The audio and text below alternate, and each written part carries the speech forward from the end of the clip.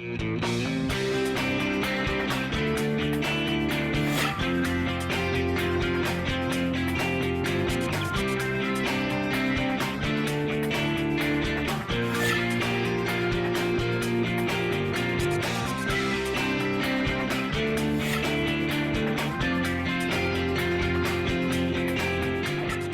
everyone, I'm Kristen Oaks White. And I'm Avery Davidson. Thank you for joining us for This Week in Louisiana Agriculture, the only TV show bringing Louisiana farmers and consumers together every week.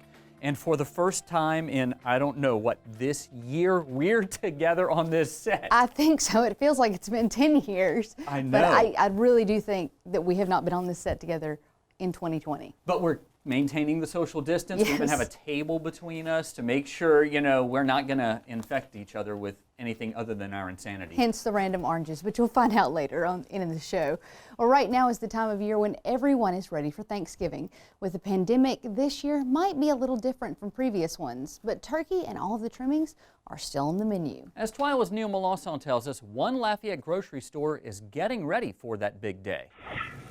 Shoppers are stocking up for Thanksgiving here at Adrian's Grocery in Lafayette. This local staple has been a favorite of many in this area since 1962. This busy time of year is something they have to prepare for in advance, according to owner Herb Palumbo. We order our turkeys 6 months ahead of time to make sure we have plenty of quantities. We got hams coming in, we got all kind of merchandise coming in almost daily to try to gear up for the holiday. Palumbo says they work with Louisiana farmers to make sure they get the freshest possible products, such as these sweet potatoes. We do have a couple local farmers that we do work with. We try to bring in local product as much as possible. When it's available, tomatoes, okra, we have a cut okra that we get from a local farmer. Tomatoes we get from a local farmer, just mostly produce items. Working directly with farmers benefits both producers and consumers as they get more return on the dollar. That's important as the cost of Thanksgiving has gotten cheaper this year. Each year, the American Farm Bureau surveys all 50 states to measure the cost of a traditional Thanksgiving meal. This year's survey found it $2 and more cheaper than last year, which follows a national trend of steady to lower prices over the last decade. Looking at some of the items, we've got a lot of turkeys this year. The big bird was the big price driver in 2020, down almost $1.50 to $19.39 for a 16-pound bird. Those Louisiana sweet potatoes are down 31 cents to $3.44 for 3 pounds of them. Cube stuffing, on the other hand, though, is up 13 cents this year to $2.81. Some of the other meal items saw double-digit declines this year. Heavy whipping cream are off 34 cents for a half pint. Pie shells for those desserts are down a dime to $2.42. The miscellaneous ingredients, such as spices and sauces, were down a collective 13 cents to $3.09 here in 2020. Some items saw a jump. Rolls are up 16 cents to $2.66 a dozen. Fresh cranberries are up just 3 cents to $2.69. And even though cream and pie shells are down, the pumpkin pie mix is up this year, climbing 7 cents to $3.39. Something to keep in mind, the farmer's take-home from this $46 meal is less than $10. Now, one thing that's different this year is the pandemic, of course. A lot more people are cooking at home in general. Even though family gatherings will be down this year, people are still looking for their holiday favorites, which is good for groceries like Adrian's. Reporting from Lafayette, I'm Neil Melanson. By the way, Adrian's Grocery has online ordering and delivery, so if you want that local flavor without having to leave the house at all, you can find them online. We'll link you over on our website at twilatv.org. As we mentioned, this Thanksgiving is going to look a little different for many families. As we're in the midst of the second wave of the COVID-19 pandemic, many will likely host smaller gatherings than normal. And that means that many will be cooking smaller turkeys. TWILA's Carl Wiggers caught up with a local turkey expert, Galen Iverstein, to learn how the market for this classic main dish is shifting. My name is Galen Iverstein with Iverstein Farms Butcher in Baton Rouge, Louisiana. It's the week before Thanksgiving, so we just got done unloading turkeys from our turkey farmer in Indiana. This is the first year we didn't raise turkeys for our customers. We were working with a farm over near Lake Charles that unfortunately was wiped out by Hurricane Laura. So reached out to a pastured turkey producer up there and got them all unloaded, and we're ready for pickups now. We have all the sizes available. This year the smaller turkeys have been more popular, so they're selling faster. So we got plenty of the mediums and larges available. We offer them fresh, brined, or smoked. The trends have gone to everybody wanting smaller turkeys. What we try to tell people is like your meat ratio is the only thing that drops when you go to a smaller turkey. The actual frame and bone size of the turkey is about the same from a 10-pound to a 15-pound turkey. So you're looking at less meat on that bird overall. And that's fine if people want that, but we live in Louisiana, so everybody knows what to do with the leftovers and making gumbo. So if you're ordering those smaller turkeys, you're just going to end up with less leftovers for sure. You know, people undershoot how much turkey they need.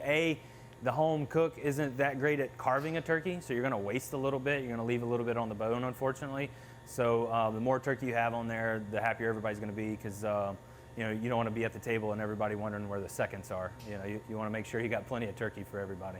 Yeah, we're open all the way through 6 o'clock the night before Thanksgiving. We have met people here the day of Thanksgiving for their turkey. We'd prefer not to do that, but yeah, we're selling all the way through Thanksgiving. We do hams and sides and stuff like that too. Now, as you heard, you still have time to get a turkey for whatever size gathering you're having. If you'd like to get one from Iverstein Farms Butcher, head over to our website at twilatv.org. Well, despite Hurricane Zeta damaging much of the citrus crop in Plaquemine Parish, you will still find fruit available. One place you can get fresh satsumas delivered right to your parish is through the Louisiana Farm Bureau Holiday Shop, where every little orange delight comes from one orchard belonging to Patrick Becknell Jr. You'll find a bumper crop of satsumas at Patrick Becknell Jr.'s orchard just outside of Belle Chase. While having all of this fruit is a blessing, 2020 has been a challenge, with 5 tropical systems making landfall in Louisiana, including Hurricane Zeta and the COVID-19 pandemic. I can pretty much speak for everybody and say that this has been a testing year. From, like you said, the pandemic starting off, we were all worried about how sales were going to be, whether it was trees or fruit in this coming fall. We kind of made out okay when it came to selling trees, because everybody was kind of home in their yard, you know, around their house for once, and they wanted to improve their own garden or their own yard, so trees worked out fine. Fruit, as soon as we kind of got started into gear picking fruit, we've had to deal with all these back-to-back hurricanes, which has really slowed us down. But yet we're still doing pretty good. I still got some fruit to move, hoping for some more cold weather to keep everything good. It's delicious. Matt Sergo, coordinator of the Louisiana Farm Bureau Holiday Shop, really wants Becknell's fruit to be good. That's because it's one of the main items he plans to deliver to Parish Farm Bureau offices across the state. We're getting a lot of online orders this year. We kind of expected that due to COVID, but they're getting sent out to each individual parish office as I receive them. Becknell knows that the damage from Zeta, like these broken limbs and trees, will affect his crops for years to come. But he also knows the importance of Louisiana Farm Bureau and what participation in the holiday shop does for his industry. It's an excellent source of networking. It's also showing face to maybe people who wouldn't know what I grow or what I do, or haven't tried satsumas or any other type of citrus. So not only from the sale aspect of it, but also from just getting my name out there and meeting people, which is the best part of it, is getting out and meeting the people that are associated with Farm Bureau and farming in Louisiana. They were really good. And yes, see, Kristen, I brought some for the entire TWILA team. I'm taking these home with me then. That's okay. There's a 40-pound box in the next room. I'll We have take it plenty. too. Oh, you glutton. If you would like some of these Owari satsumas that Kristen hasn't stolen, you can order them from the Louisiana Farm Bureau Holiday Shop. We'll link you to the order form at twilatv.org. The deadline is November 30th, or when Kristen steals them all. While most of us are sitting down to enjoy a great meal at Thanksgiving, many farmers will be in the field bringing in a crop that is all over our tables. There are about 500,000 acres of sugarcane in Louisiana. In this feature from the LSU Ag Center, sugarcane specialist Kenneth Gravois shows us how far the industry has come since beginning in Louisiana back in 1885. At the Sugar Research Station here in St. Gabriel, we do sugarcane variety development. And we've been doing variety development for a long, long time. Since varieties have started to be developed, the Ag Center has either led in the development or partnered in the development of 75 varieties. We really shouldn't be growing sugarcane here in Louisiana. We're a temperate climate. The origins of it are in the deep tropics. But we've been able to breed and develop varieties that are specifically adapted to our climate. It first started back in 1885 at the Louisiana Sugar Experiment Station in Audubon Park. We used to import varieties from around the world. The scientists worked with USDA consulates and they would import varieties that way.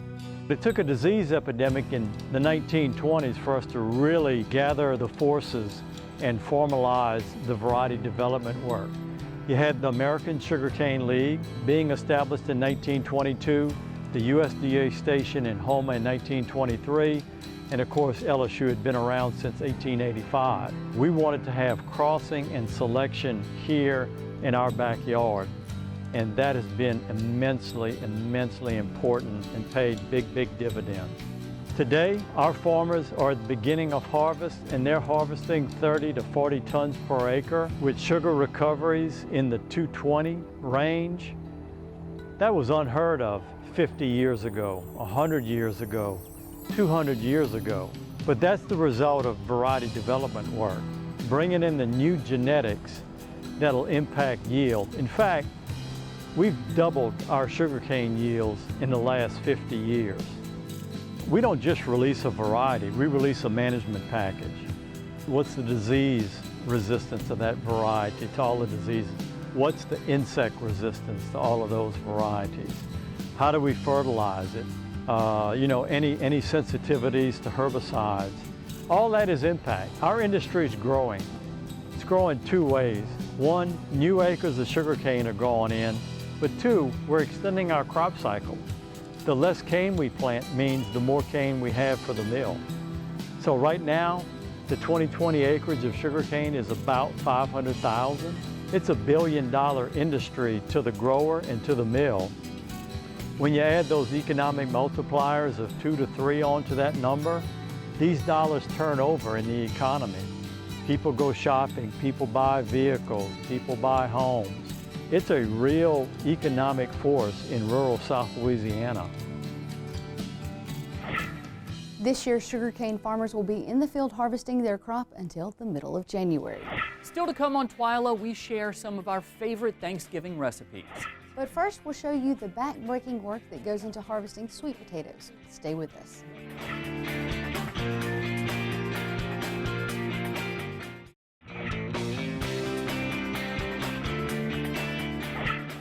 With Thanksgiving just around the corner, everyone's mind is on the delicious side dishes that will soon be served. I'm on the whole dinner. TWILA's Jennifer Finley takes us to Chenier Farm in Opelousas to follow the journey of Louisiana-grown sweet potatoes from the field to your holiday table.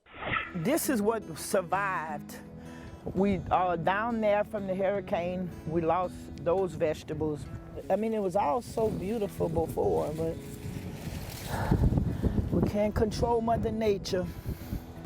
It's never a dull moment with farming. Because, I mean, it's up and down, up and down. We normally have like 3 times of vegetables in production right now, but it's just been a crazy year with the weather. And I mean, if people don't believe in climate change, it's here. I mean, we live it. Said, give me those seed catalogs. We really have to.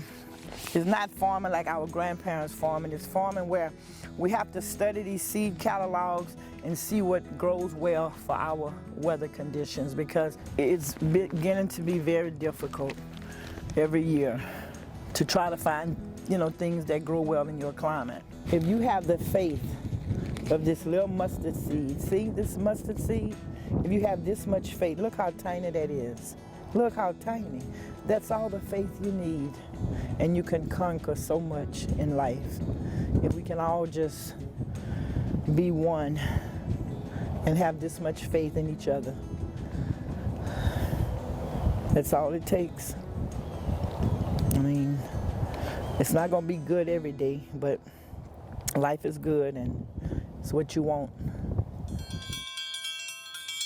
We've been going to the market for almost 24 years. I mean, we've seen, little kids grow up, and I mean, people appreciate what you grow, and we do have, a lot of our customers are like family to us, and we all just come there on Saturdays. Some people just, want to relieve their stress from their work day, and, we're there for them. Sometimes I'm a marriage counselor. Sometimes we talking, issues with kids, with husbands, with our little bobos if we have, something we went to the doctor with, or maybe share a story with that. to help each other. We love to eat, we love feeding people. Healthy food. And John especially, he doesn't eat anything at the stores. I mean, we can our sweet corn, our beans, our peas, our okra. He doesn't believe in food at the store. And he believes in his own fresh meats, because we also have cattle, hogs, chickens, and I'm supposed to be getting some sheep if we can get rid of the hogs. Okay, now, these are the sweet potatoes, the beta-carotene, vitamin A, all good for you. These are called Evangelines right here, which we dug some September 11th. These are the first ones that's gonna go to market in Baton Rouge. We'll grade them out and bring these to Baton Rouge. You have to let them cure in order for the starch to turn into sugar. They won't be sweet if you eat them right away. You have to let them age and become dried, which is called kill-dried sweet potatoes. This is how it's done. You put them in the middle of the row, and then you pick them up. So in sweet potatoes, you have small, large, and medium, so we grade them. This is a petite right here, and then this is what most people want, these size here. You have to cut the vines, and then you open up the rows and dig the sweet potatoes. After we harvest, our backs are in dire pain. We need a massage afterwards, I guarantee you. Now that's another variety called Puerto Ricans. This, back in the day when my grandfather grew sweet potatoes, this is the variety that everyone wanted. They're not a beautiful potato as other ones like Evangeline and Beauregard, but once you eat them, some people, they don't want to go back to no other sweet potato. We're getting them ready for Thanksgiving and Christmas, for the holidays, for people to enjoy. Sweet potato French fries, baked sweet potatoes, roasted sweet potatoes, candied yam sweet potatoes, our French fries sweet potatoes. Our grandmother used to make us the French fried sweet potatoes. Our snacks were stuff like that. It wasn't Little Debbie pies. People have left their roots. We live in a rural area where they have land. It's getting fewer and fewer and fewer farmers. We need some help with the small farmers to get started, where they can get started with growing food for people, because we need vegetable farmers, we need potato farmers, and we need to get some young ones out there. Look at the figs, still all over the tree. Yes, this is it for me. This farming has done a lot of wear and tear on his body. Do a few more years of farming and then sit on the rocking chair and just rock for a few hours a day. Well, I can't stay still. I have to do something. You know, we're always gonna grow our own food. We'll see how these legs and backs, you know, how far they can go in. We'll go from there. That's all you can do. I love the Cheniers. Great, great people. You can find a delicious farmers market sweet potato pie recipe, compliments of our good friend Chef Celeste, by visiting our website at twilatv.org. Still to come on TWILA, we're going to share some of our favorite Thanksgiving dishes with you. Spoiler alert, we really, really, really like mac and cheese. Stay with us.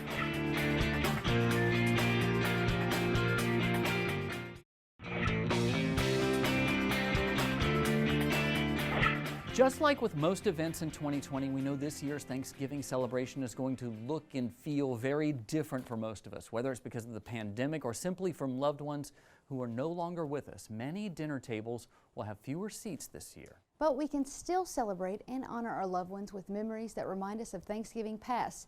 even if we're not together this year. So in the spirit of the season, the TWILA team is sharing a few of our favorite family Thanksgiving recipes with you at home. So we'll start with my favorite holiday meal. It's a very mundane and simple one, but it's a dish that will forever remind me of my grandmother who passed away a few years ago. My mamaw was a phenomenal cook, and she was famous for her bountiful holiday dinners that stretched from counter to counter. But it was her macaroni and cheese that all of her grandchildren will always remember. Now this recipe is nothing spectacular, I'm going to warn you, and most culinary experts would likely thumb their nose at the composition and texture. It's not a traditional thick and rich mac and cheese, but actually it's pretty watery for lack of better words. But that's what made it so distinctively hers, and delicious in my opinion. Mamaw would spend so much time at the kitchen table hand shredding an entire block of old-fashioned Velveeta cheese, yes I said Velveeta cheese, onto a round cookie sheet. And when we were old enough, she recruited all of us to help in the process. This recipe will always remind me of holidays with my mamaw. Thanksgiving's always a time of year when my family gets together. My mother loves it for all of her 3 sons to come home, and my favorite food is, I always claim a turkey wing every year. I have to have one.